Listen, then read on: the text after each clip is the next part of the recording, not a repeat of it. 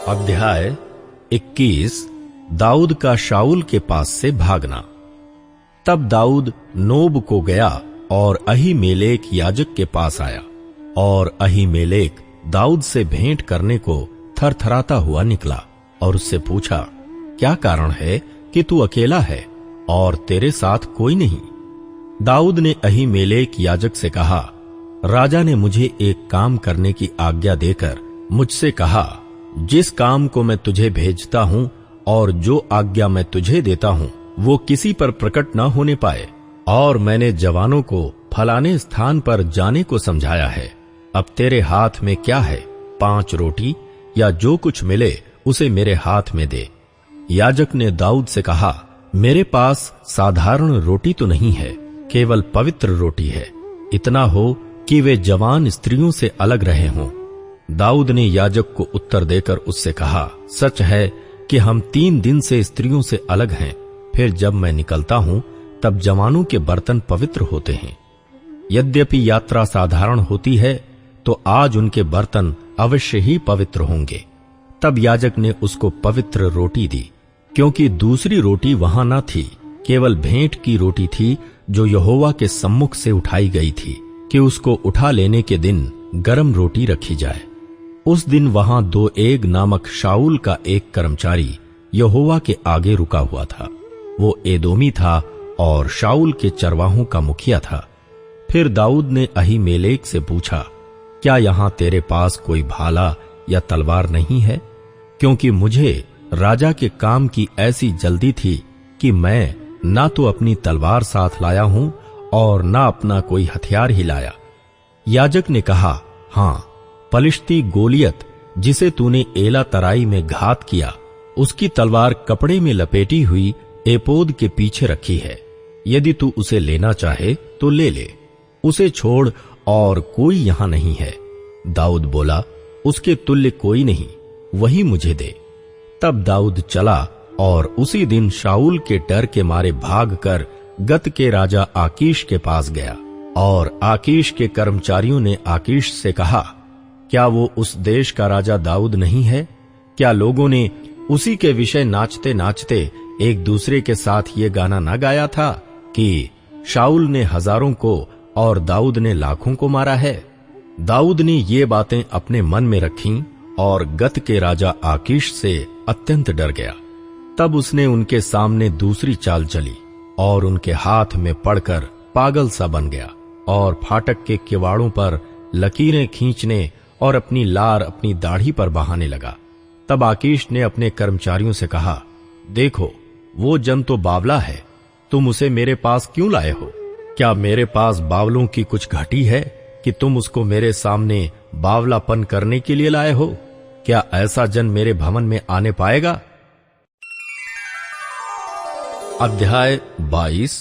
याजकों की हत्या। दाऊद वहां से चला और बचकर अदुल्लाम की गुफा में पहुंच गया।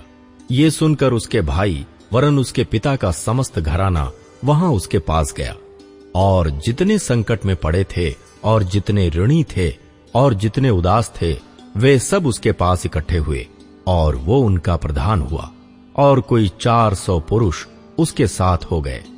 वहां से दाऊद ने मोआब के मिस्पा को जाकर मोआब के राजा से कहा, मेरे पिता को अपने पास तब तक आकर रहने दो जब तक कि मैं न जानूं कि परमेश्वर मेरे लिए क्या करेगा। और वो उनको मोआब के राजा के सम्मुख ले गया, और जब तक दाऊद उस गढ़ में रहा तब तक वे उसके पास रहे। फिर गाद नामक एक नबी ने दाऊद से कहा, इस गढ़ में मत रह, चल यहूदा के देश में जा। और दाऊद चलकर हिरेत के जंगल में गया। तब शाऊल ने सुना कि दाऊद और उसके संगियों का पता लग गया है। उस समय शाऊल गिबा के ऊंचे स्थान पर एक झाऊ के पेड़ के नीचे हाथ में अपना भाला लिए हुए बैठा था, और उसके सब कर्मचारी उसके आसपास खड़े थे। तब शाऊल अपने कर्मचारियों से जो उसके आसपास खड़े थे कहने लगा, हे बिन्यामीनियों, सुनो, क्या इशै का पुत्र तुम सबों को खेत और दाख की बारियां देगा? क्या वो तुम सबों को सहस्रपति और शतपति करेगा? तुम सबों ने मेरे विरुद्ध क्यों राजद्रोह की गोष्ठी की है? और जब मेरे पुत्र ने इशय के पुत्र से वाचा बांधी, तब किसी ने मुझ पर प्रकट नहीं किया, और तुम में से किसी ने मेरे लिए शोकित होकर मुझ पर प्रकट नहीं किया कि मेरे पुत्र ने मेरे कर्मचारी को मेरे विरुद्ध ऐसा घात लगाने को उभारा है, जैसा आज के दिन है। तब एदोमी दोएग ने, जो शाऊल के सेवकों के ऊपर ठहराया गया था, उत्तर देकर कहा, मैंने तो इशय के पुत्र को नोब में अहीतूब के पुत्र अहीमेलेक के पास आते देखा, और उसने उसके लिए यहोवा से पूछा और उसे भोजन वस्तु दी, और पलिश्ती गोलियत की तलवार भी दी। तब राजा ने अहीतूब के पुत्र अहीमेलेक याजक को और उसके पिता के समस्त घराने को, अर्थात नोब में रहने वाले याजकों को बुलवा भेजा। और जब वे सब के सब शाऊल राजा के पास आए, तब शाऊल ने कहा, हे अहीतूब के पुत्र, सुन। वो बोला, हे प्रभु, क्या आज्ञा?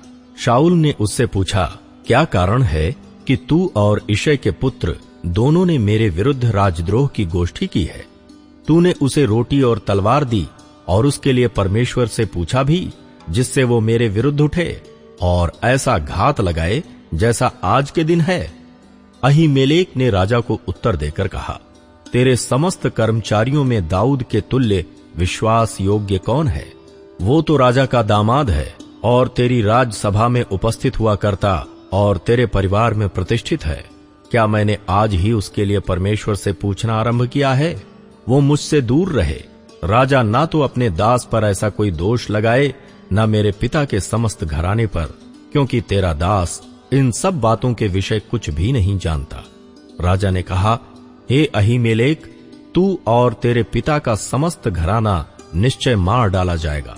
फिर राजा ने उन पहरुओं से जो उसके आसपास खड़े थे आज्ञा दी, मुड़ो और यहोवा के याजकों को मार डालो, क्योंकि उन्होंने भी दाऊद की सहायता की है और उसका भागना जानने पर भी मुझ पर प्रकट नहीं किया।